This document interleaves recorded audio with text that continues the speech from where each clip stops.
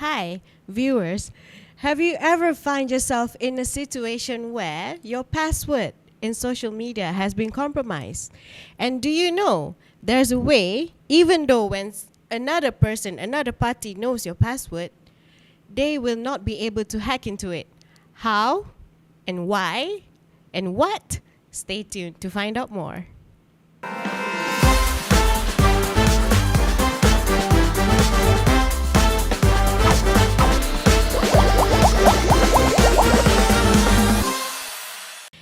And for this episode of UniMAP podcast, we have a special guest, Prof. Madya, Dr. Syed Zulkarnain, Syed Idrus, here to tell us about keystroke dynamics in biometric.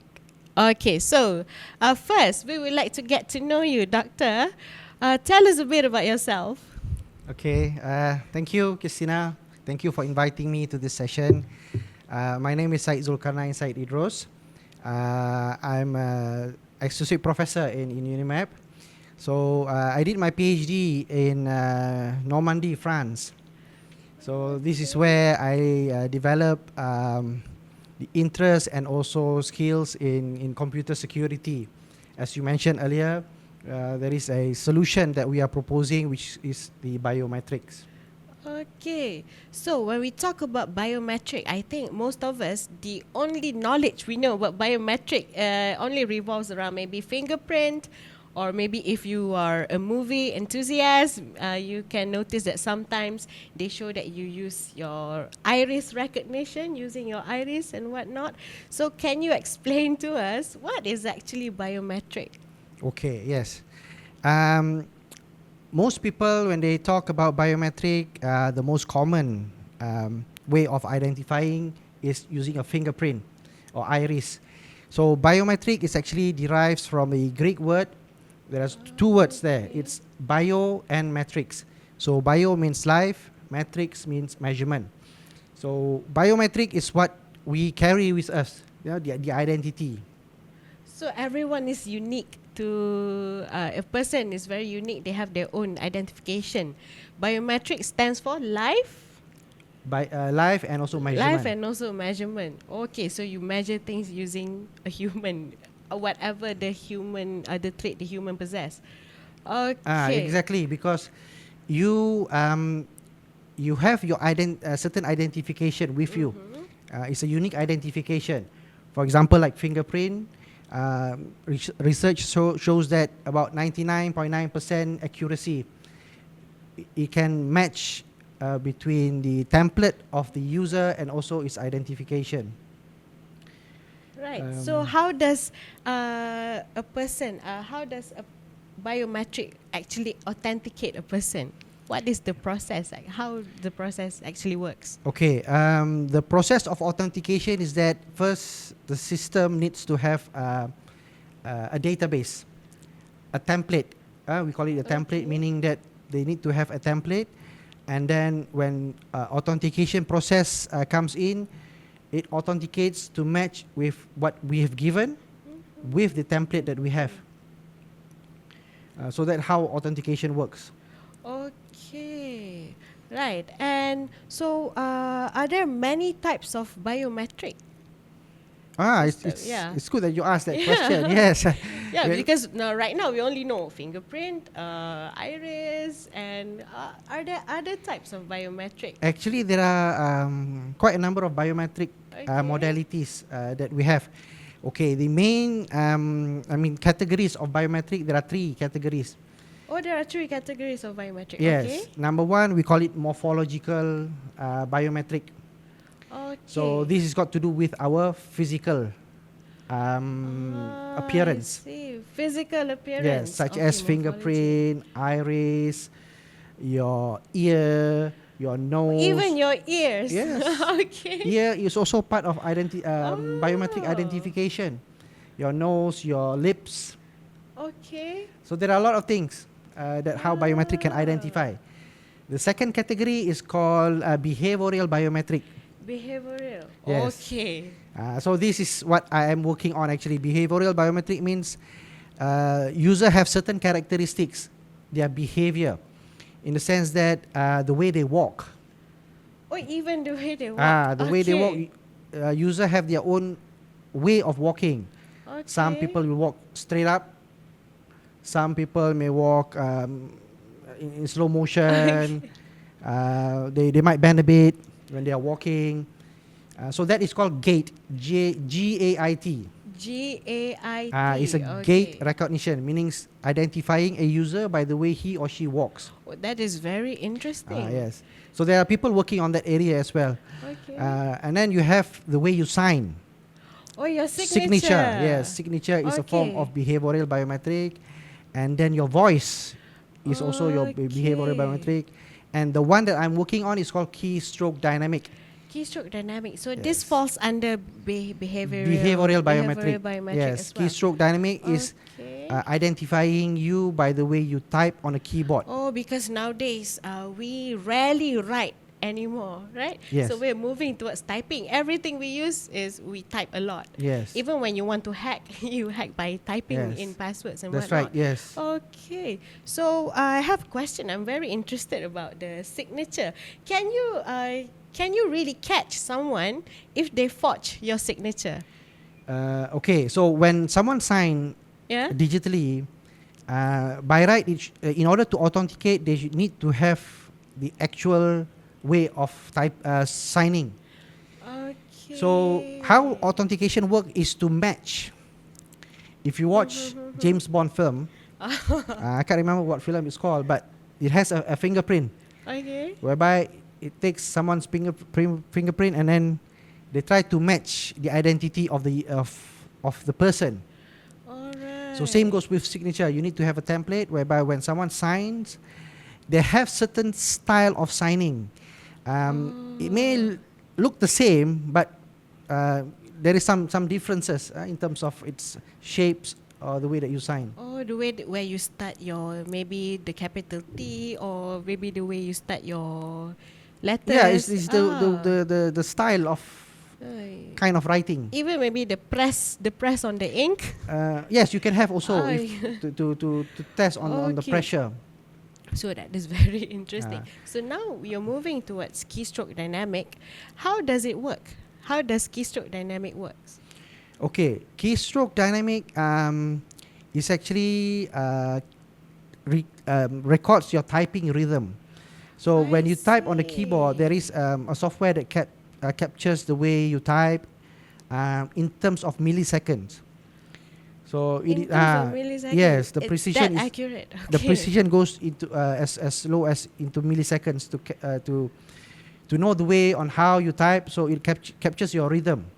Okay. So like keystroke dynamic, for example, if you type the word university, you have U and N. So the two letters that you type consist 4 timing values. So the moment you press the letter U is 1 timing. The moment you release U, 2nd timing.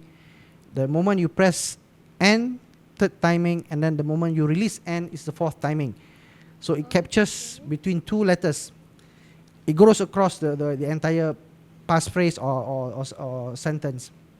Okay, so meaning that with your database, you are segregating the typing pattern with a certain group or certain category. Can you share with us what type of category that you are segregating them with? Okay, we are working on several categories.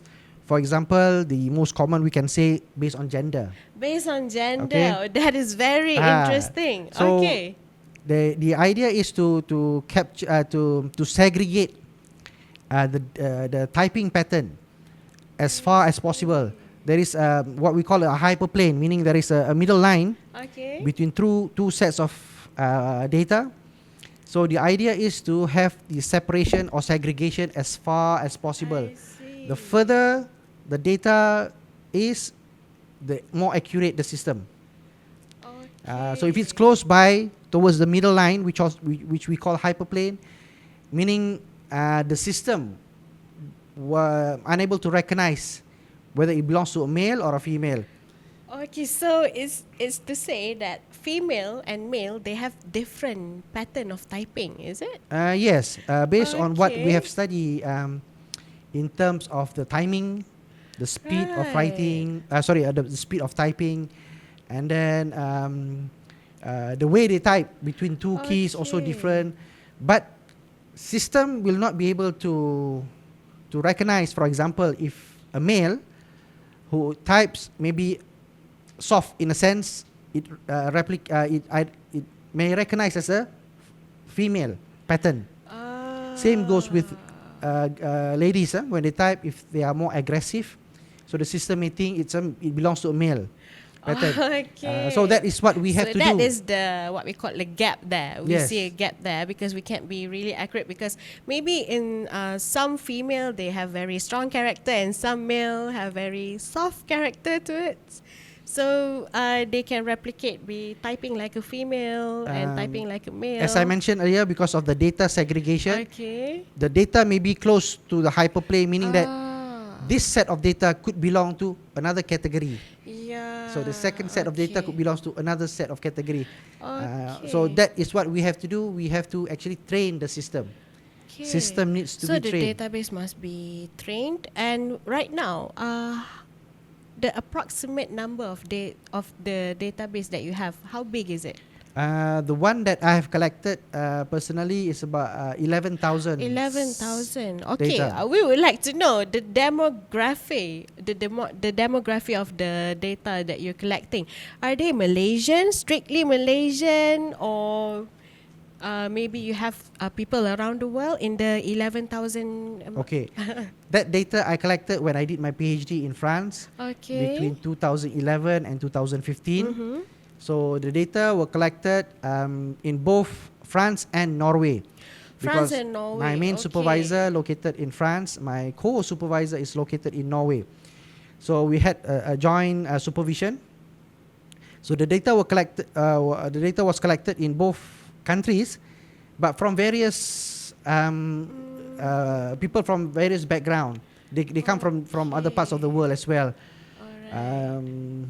Okay, because right now you're looking at male versus female. Okay, how will this help in terms of cybersecurity? Why is it important for us to segregate male and female and type the pattern of typing between Okay. male and female, and maybe factoring age? Yes, besides gender, we also have age category, and we also have either they are right-handed or left-handed. Okay. Based on handedness. So it is important in the sense that, especially in social media, when people are chatting online, Yeah. so they could create a fake profile in the sense that they say, I'm a female, age 25. So it could be Salma, age 25. But according to keystroke dynamic, that pattern doesn't belong to a female. Okay. It belongs to a male. So instead of Salma, it could be Salman. Yeah, And it can protect our children as Yes, well that's right. when they go online, because sometimes people can fake the profile. Yes, we're people are protecting them creating from various sexual profile. predators. Yes, Yeah. that's right. And then when they put the age 25, it could mean that he is 52. Yeah. So we are trying to protect younger children, young ladies, especially. Yeah. And maybe the elder generation who falls for love scam. Yeah, it's on the news a lot. Yes, Like, actually. they used up all the pension money. It's very sad. That's right. Yeah, how can they fall for that? So maybe using this keystroke dynamic pattern, we can cut off. Yes. Before it starts. Yes. Yeah. If we can develop an application that detects any sort of Fraudulent activities, behavior, yes, yeah. fraudulent behavior, we can get the system to block it or cut off before someone gets that would become be the very, victim. very helpful. That could solve crime. Yes. Okay, so before we continue, let's take a break for a while, and after this we will go further into the application and maybe how to use the application. Okay, so everyone stay tuned. Cyber attacks are very common nowadays, such as phishing, identity impersonation, or network intrusion. According to the recent data, around 40% of Malaysian internet users have experienced cybercrime, with online fraud being the most reported cyber threat incident, representing a significant portion of cyber attacks in the country. However, only around 18.9% of these incidents are reported to authorities, such as profiling internet users is a major issue in IT as it can be used in many applications, namely protection children, security of payment, or even targeted advertisements. In this video, I will share about the project that we are working on how we are developing an application that can prevent attacks, consisting in impersonating a user, namely payment fraud, access of sensitive information, or altering his or her display profile, such as child abuse or sentiment scan. It is accepted that the way a person types on a keyboard contains timing pattern which can be used to label him or her, and this is called keystroke dynamic. Now, this information can be captured by a browser, and 8% of websites collect this biometric data. Keystroke dynamic is an interesting and low-cost biometric modality. For example, there is no additional device required. Keystroke dynamic belongs to a class of behavioral biometrics in the sense that the user template reflects an aspect of his or her behavior. Among the behavioral biometrics modality, we can mention that such as signature dynamic analysis, gait recognition, by the way you walk, voice recognition, or keystroke dynamics. To verify a user identity or profile, we propose to collect keystroke dynamics data from an internet service and to process it with artificial intelligence or AI to attract his or her real profile. Now, an attack will be detected in the case of inconsistent profile. For this, we are in collaboration with National Graduate School of Engineering and Research Centre, one of the public institutions in Normandy, France. Our project is being funded by Embassy of France in Kuala Lumpur and UniMAP through collaboration program for joint research called My Tiger. We use AI through deep learning, which enable us to train the system in order to make prediction with astonishing accuracy by using advanced algorithms. Therefore, one of the main objectives of this project is to perform profile verification, where we can check if the user has the correct profile, such as detecting a fake young girl of 14 years old as an example. This allows computer user to be wary of the possible danger when they are chatting with someone that they have just befriended online. So remember this, the next time you are on the internet, just beware. With the use of our soon application to be developed, we might just know who you are behind that computer screen. Hi, welcome back. So now, if you can see in front of us here, we have the application, the software. So we would like to test the software. Doctor, can you show us how? Okay.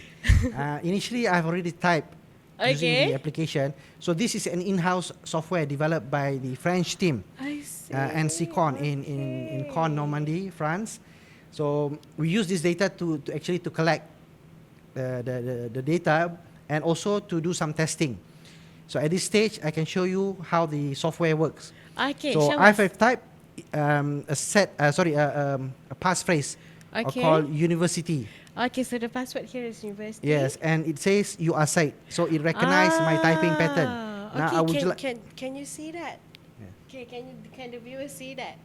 Okay, it says you are Syed. Is Okay. it true? Click OK to save the result. Okay. Okay. Right now, you want me to type it to see whether it is still you or not? Yes. Now I would like you to type. Okay, so let's type it. Okay, let me try. The same word, university. Yes. All small letters? All small letters. Okay. Press enter first. Oh, press enter first. Oh, press enter. And then I press enter. Yes. You are not Syed. I am not Syed. So Can even the though I viewer know see the the screen? password, even though I know the password, I still couldn't go in because the typing pattern is different. It's different. What about if I try to imitate your typing pattern? Okay, mimicking a typing pattern can be difficult. I mean, over time, if you actually see how the user is typing, Okay. to a recording, so maybe- I maybe really you- have maybe to you be can with you learn. 24 hours and learn your behavior. you have to learn. Yes, it In will terms take- of milliseconds. yes, in terms of milliseconds. to be Even able to with learn. that, I won't even get the result lah. Yes, because you need to get the authentication, because I've registered my template in the system. Okay. So assuming that the password that someone, like you mentioned earlier, social media, someone created a password. So if someone's able to steal your password and they know what your password is, so they can actually get into the system. So this is like the secondary level of security. Like a two-step authentication Yes, lah, kan? yes, you can say that. Okay, maybe you can sell this to Meta then. Yes. Okay. Inshallah. So we are planning so- to develop an application based on real time. So something like this. So I'm intrigued. How about you say that typing pattern is different to other people. How about a certain occupation? For example, if you work as a typewriter, so they have this learned behavior. They have to go into class where they have to learn a certain type of typing behavior, typing class. So if these people are grouped together and they learn about each other's behavior, can they mimic each other? Okay, like I can understand what you are saying. So this one is mentioning that they learn how to type. They learn how to but type. the pattern is the same. the way of typing can be different. It cannot be the same. Yes, you can see from the result. This Okay. is my typing pattern. So in order to match, each point has to be exact. Okay, we It can has to see match exactly, that. so you can see It it's- has to match exactly, even one difference. Yes. Okay. So So- even the user themselves can also, will not be able to type the same. You can see I've typed this Yeah. more than 10 times. Yeah, Pattern, my own pattern is not the same. but you still can go in. I can go in because the system take the average. So the more you provide the sample to the system, Okay. the more you can get the average and the more Right. precise. How about, okay, for example, in the morning you're very sleepy, and then when you type, you don't actually give attention when maybe you type slow, and as compared to when you type it in the evening when you are more active. So what if the system detects you as someone else? Is Yes. that possible? It is possible. It is actually. possible. It's possible because when you talk about behavior, you yourself may not have the same behavior in the morning, I evening, or at night. see. Human have emotions. Yes. So if they are stressed, if they are tired, they may type differently. So because of this, there is what we call a threshold to give Okay. some leeway to allow the system to to accept the user if they type slightly different. Okay. So that's why I said this one is not as precise as the fingerprint. So we allow like 15% or so threshold to so that the system, Okay. if the user did not type similar pattern as how they enroll into the system, so please allow them to go in with something like that. Because if you precisely say it has to be the same, even myself will not be able to go into the system because of the precision in milliseconds. Yeah, because when you type, when you're angry, it's different. You type very Yes. roughly. Okay. There are studies on emotion, on human emotion. On So emotion plays a role as well. Yes. And maybe how about culture? How about culture? Maybe certain culture, the female are stronger than the male.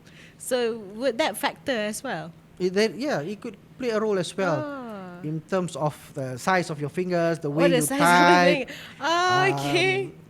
And then the because like different culture area has a different set of keyboards.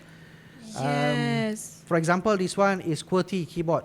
We call Yeah, it. yeah, yeah. In The France, they use QWERTY. AZERTY, means the letter A is at the top. Oh, so that plays a so- that plays a factor as well. Yes, Okay. culture or geographical region. Okay, so as to say, you need a bigger set of data, is it? Yes, actually, yes. The Okay, you need to more train the system data more. that you have, the more precise. I Okay. mean, you can train the system more. Oh, that is very interesting. This could be huge. In terms of commercialization or way forward, how far are you in selling this software? In terms of development. We are actually in the process of developing an application Okay. on real time. so that the system can not just identify user, it can also authenticate user. So in terms of formalization, once we've completed the system, and then maybe perhaps we will start go for into commercialization. Okay, so in your research, do you have any? Do you got any recognition? Any memorable recognition, or maybe government agencies who are interested in your research? Yes, actually, sometime in 2017, if I'm not mistaken, I did approach SPRM and also SPRM. PDRM Okay. in the forensic department.